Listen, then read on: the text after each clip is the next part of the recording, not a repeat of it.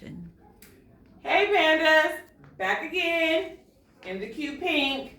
All right, so we talked about small moments, which is taking the big story and focusing in on a smaller moment within the big story. So today it's all about recitation, which is I'm going to recite my story.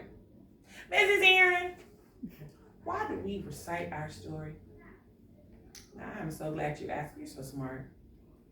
We recite our story because sometimes when we talk about it, we start to remember, other things that happen.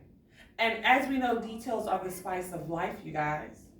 The more details you add, the more people want to read. Nobody wants to read. I sat down. Okay, and what did you sit down on? How did it feel? What did it look like? Where were you? That's what people want to know. So we start to tell our story because guess what's going to happen after we start to tell our story? People are going to start asking questions. So if I said I sat down, someone's going to say, like I just said, well, where were you? What did you sit down on? What did it look like? How did it feel? So then instead of saying I sat down, I say, I walked into my classroom and I sat down on a hard blue rolling chair.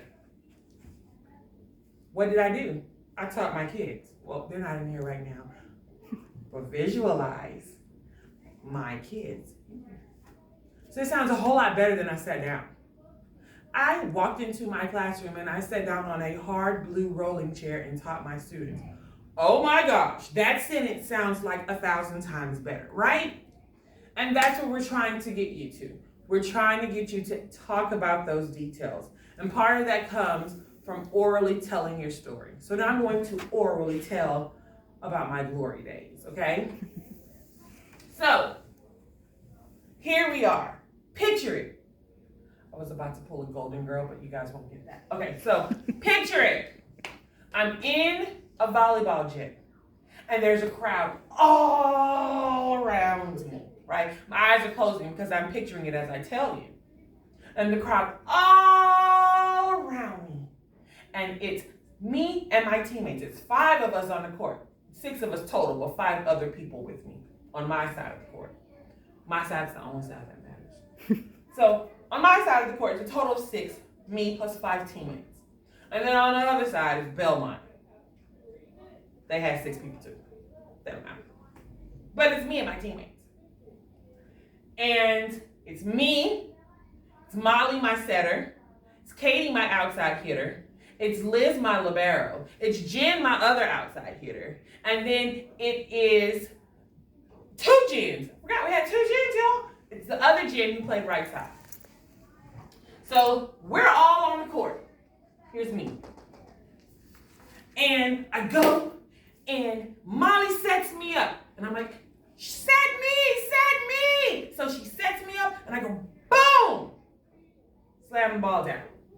Notice all this extra excitement that I'm using, right? So slam the ball down.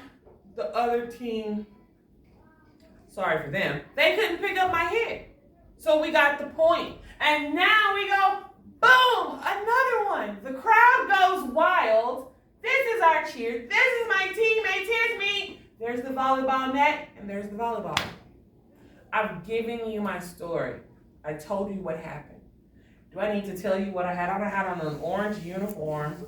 Yes, our colors were orange and black. I had on an orange uniform. I was in 2 pigtails. I still remember this. 2 Afro puffs.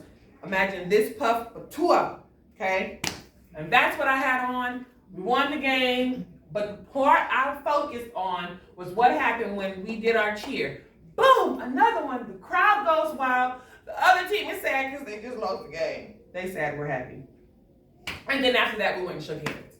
But notice, I told you this story, I don't know how many times. And every time I tell you, I have a new detail. That is what happens when you start to orally tell your story. You remember new things and you add it in. Because guess what's going to be expected next? When you write it, you're going to add those details. So what you're going to do, Seesaw peoples, my Seesaw peeps, my panda peeps, you're going to go to Seesaw. and you're going to record yourself orally telling me your story. You're a small moment.